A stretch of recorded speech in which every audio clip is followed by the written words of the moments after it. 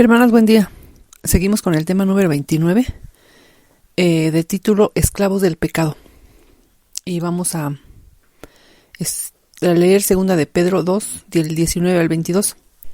Pero primero vamos a leer Nueva Traducción Viviente, el versículo de Judas, el 16, para recordar un poco del tema que estábamos viendo el tema pasado.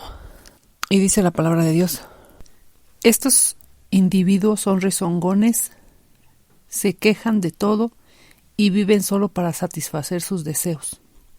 Son fanfarrones que se jactan de sí mismos y adulan a otros para conseguir lo que quieren. Y la palabra adular significa lo que se cree que puede agradar al otro. En pocas palabras, sobar el lomo. Y ahora sí vamos a leer segunda de Pedro 2, del 19 al 22. Y terminamos el capítulo 2 de esta carta de Pedro.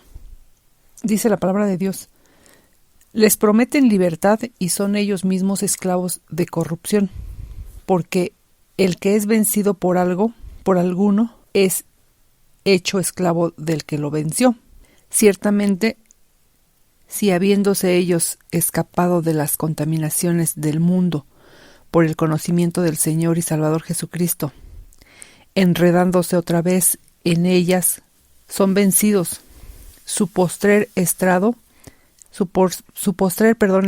viene a ser peor que el primero, porque mejor les hubiera sido no haber conocido el camino de la justicia, que después de haberlo conocido, volverse atrás del santo mandamiento que les fue dado. Pero les ha acontecido lo del verdadero proverbio: el perro vuelve a su vómito, y la puerca, lavada, a revolcarse en el cieno. Y en el versículo 19 de Pedro dice: prometen libertad, pero ellos mismos son esclavos del pecado. Y es que esa libertad solamente nos la puede dar nuestro Señor Jesús. Y vamos a leer Juan 8, del 34 al 36. Dice su palabra: Jesús les respondió: de cierto os digo, que todo aquel que hace pecado, esclavo es del pecado. Y el esclavo no queda en la casa para siempre, el Hijo sí queda para siempre. Así que si el Hijo os libertare, seréis verdaderamente libres. Y estos individuos de los que se refiere Pedro, pues no obtuvieron esa libertad porque amaron más su pecado y se volvieron esclavos, se quedaron esclavos de su pecado y de la corrupción, dice, de la corrupción porque uno es esclavo de aquello que lo controla. Entonces, ¿qué es lo que nos está controlando? Pues llevémoslo a los pies de nuestro Señor para que Él trabaje en esto, porque si no, no tendremos esa libertad gloriosa en el Hijo de Dios. Y vamos a leer también Romanos 6:16, que dice: ¿no sabéis que si os sometéis a alguien como esclavos, para obedecerle sois esclavos de aquel a quien obedecéis, sea al pecado para muerte, o sea de la obediencia para justicia? Vamos a leer hasta el 18. Pero gracias a Dios que aunque eras esclavos del pecado, habéis obedecido de corazón a aquella forma de doctrina a la cual fuisteis entregados, y libertados del pecado, veniste a ser siervos de la justicia. Así es, ahora somos siervos de la justicia. Y en el versículo 20 de Pedro dice: ciertamente, si habiéndose ellos escapado de la contaminación del mundo por el conocimiento del Señor y Salvador Jesucristo. Aquí nos está diciendo que ya se habían escapado de las contaminaciones del mundo por el conocimiento de nuestro Señor y Salvador Jesucristo, y enredándose otra vez en ellas, son vencidos. Su postrer estado viene a ser peor que el primero. Y en el versículo 21 de Pedro dice: porque mejor les hubiera sido no haber conocido el camino de la justicia, que después de haberlo conocido, volverse atrás del santo mandamiento que les fue dado. Y vamos a leer Lucas 11:26. Y esta enseñanza aquí del libro de Lucas tiene de título El espíritu inmundo que vuelve. Y dice la palabra de Dios de Lucas 26 del 24, Lucas 11 del 24 al 26. Cuando el espíritu inmundo sale del hombre, anda por lugares secos buscando reposo, y no hallándolo, dice: volveré a mi casa de donde salí. Y cuando llega, la halla barrida y adornada. Entonces va y toma otros 7 espíritus peores que él, y entrados, moran ahí. Y el postrer estado de aquel hombre viene a ser peor que el primero. Y así es cuando nosotros conocimos esa salvación tan grande por medio de nuestro Señor Jesús, reconociéndolo como nuestro Señor y Salvador para el perdón de nuestros pecados.